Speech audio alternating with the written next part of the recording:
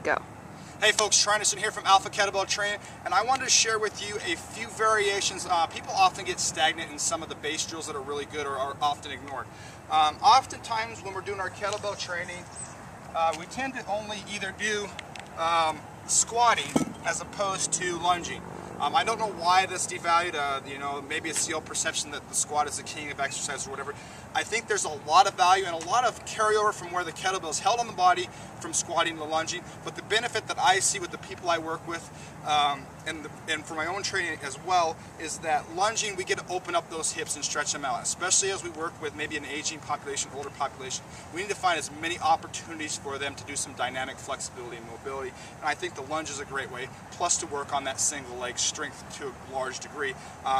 I actually think it's probably more valuable than doing things like goblet squats or double front squats. All those are great drills. I think for the general population and our athletes included, because most of our athletes are spending most of their time producing force off of a single leg, that the lunging series that I'm about to show you and the variations that you can manipulate to keep from getting bored with the lunge with the kettlebell are very, very important. So we're going to take you through a simple set of 4 drills, and then we're going to add a twist to it and let you make it 8 drills total, and talk about the value of each one indefinitely here. So go into the goblet position. This is just a great position here to go drop into the back lunge. We can also do this forward. Obviously when we go forward, we have to really work on that deceleration, which is a big part of athletics, but also part of life too. So we can either go forward or we can go into drop lunge. So we're just going to operate under the premise that we can do that with all these positions. So we can go goblet position. This is our easiest position.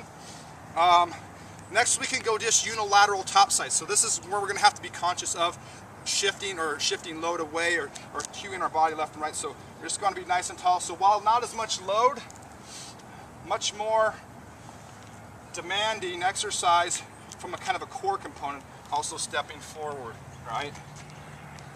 As such.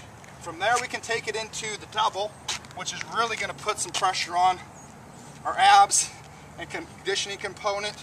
Obviously it's going to put a little more strength component into it.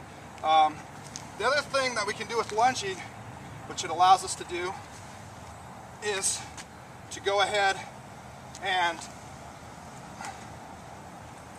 get more use from our lighter kettlebells. Typically when we're doing squatting movements, because it's a nice solid bilateral movement, we have to use a little bit heavier load.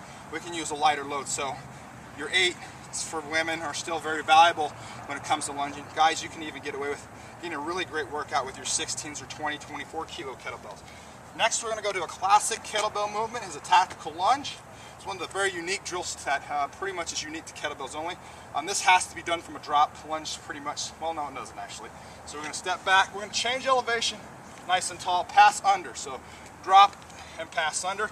We can do this from a forward position, but it's here, pass under, here, pass under as well. So that's our tactical lunge. We don't want any buckling up top.